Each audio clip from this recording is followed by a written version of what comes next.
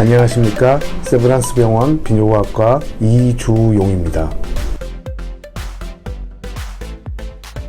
가장 흔하고 일반적인 것은 통증이 되겠습니다. 특히 요관에 발생하는 요관결석의 경우 갑작스럽게 발생하는 극심한 통증이 특징적으로 나타나게 됩니다.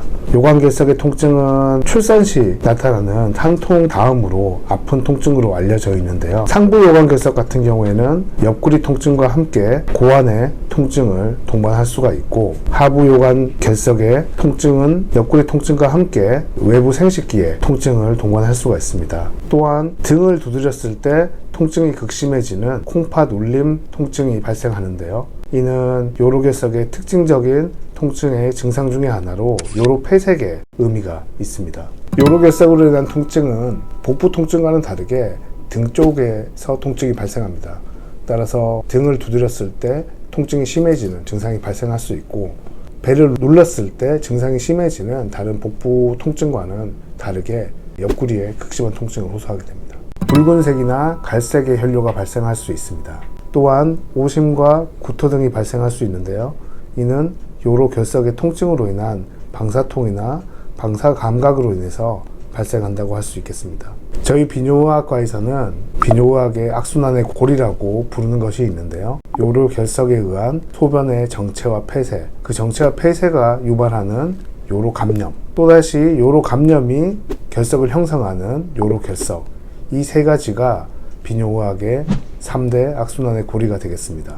악순환의 고리를 통해 요로감염이 발생할 수 있고, 발열 등 감염의 증상을 보일 수 있고, 심한 경우에는 전신 감염증인 폐혈증으로 발전할 수가 있습니다. 첫 번째, 자연 배출이 될 때까지 기다리는 방법입니다. 충분한 수분을 섭취하고 일정량의 운동을 하면서 기다려보는 것이 첫 번째 방법입니다.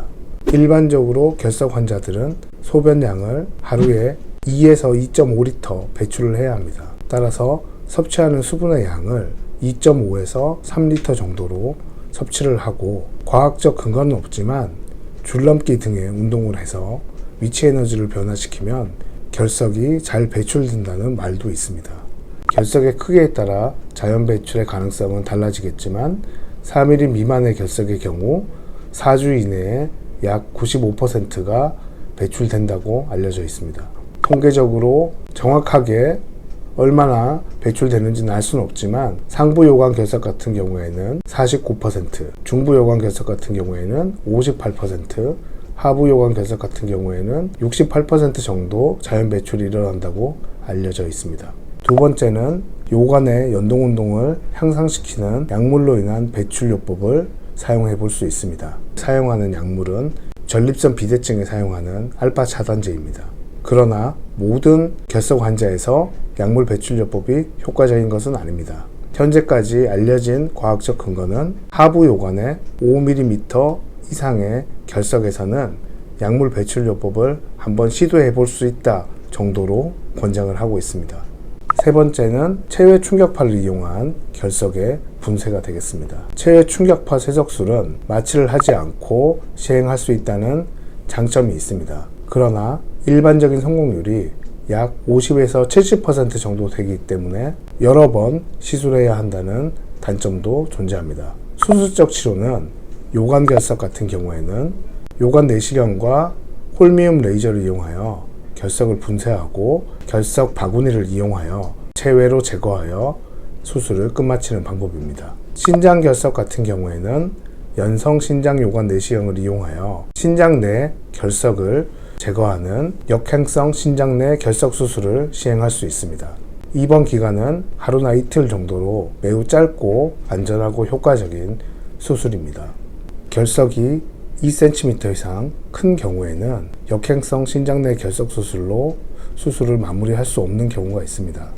이때에는 옆구리에 작은 구멍을 뚫어 신장 내시경을 진입하여 결석을 제거하는 경피적 신장 내시경 결석 제거 수술을 시행해야 합니다. 입원 기간은 역행성 신장 내 결석 수술보다 길지만 한 번에 효과적으로 결석을 제거할 수 있는 확률이 높은 수술입니다. 신장에 있는 4mm 미만의 결석의 경우에는 증상이 없다면 특별히 치료의 대상이 되지 않습니다. 그러나 증상이 없는 요관결석 환자 같은 경우에는 1.5cm 이상의 큰 결석을 가지고 있는 경우들도 있습니다. 그래서 초기에 증상이 없어 치료를 하지 않아 결석이 계속 커져서 외래를 방문하는 경우가 많이 있습니다. 따라서 우연히 발견된 결석이라도 증상이 없더라도 그 위치와 신장 기능 그리고 요로 폐색의 여부에 따라 치료 방침을 결정해야 하는 경우들이 있습니다. 과거에는 단순 엑스레이를 촬영해서 결석을 진단하였습니다. 보시는 것처럼 엑스레이에서 하얀 음영을 보이는 것이 신장 결석인데요. 최근에는 엑스레이보다는 조영제가 들어가지 않은 저선양 복부 CT를 이용해서 결석을 진단하고 있습니다. 조영제에 알레르기가 있는 환자들도 찍을 수 있는 저선양 결석 CT에서는 엑스레이 투과성이 낮은 결석도 모두 확인할 수 있기 때문에 지금은 가장 효과적인 진단 방법으로 사용을 하고 있습니다. 엑스레이나 CT를 촬영할 수 없는 임산부 같은 경우에는 초음파를 이용하여 진단하는 경우도 있습니다. 한국에서 많이 발생하는 세 가지 유형의 요로결석 성분은 수산칼슘 결석, 요산 결석, 그리고 감염 결석인 스트루바이트 결석입니다. 가장 흔한 수산칼슘 결석 같은 경우에는 식이와 관련이 많이 있습니다. 특히 수산이 소변에서 많이 배출되는 고수산요증 같은 경우에 수산이 적은 음식을 섭취하는 것이 요로결석을 예방할 수 있는 방법 중에 하나입니다. 요산결석의 경우에는 가벼운 신장 기능의 저하와 통풍이 원인일 수 있습니다. 통풍은 혈액 내 요산 수치가 증가하는 질환인데 요산결석은 소변 내 요산 수치가 증가하여 결석이 형성되는 질환입니다. 따라서 요산결석이 있었던 환자들은 혈액 내 그리고 소변 내 요산 수치를 확인하여 결석이 재발하는지를 찾고 이에 대한 치료를 하는 것이 중요하다 할 수 있겠습니다.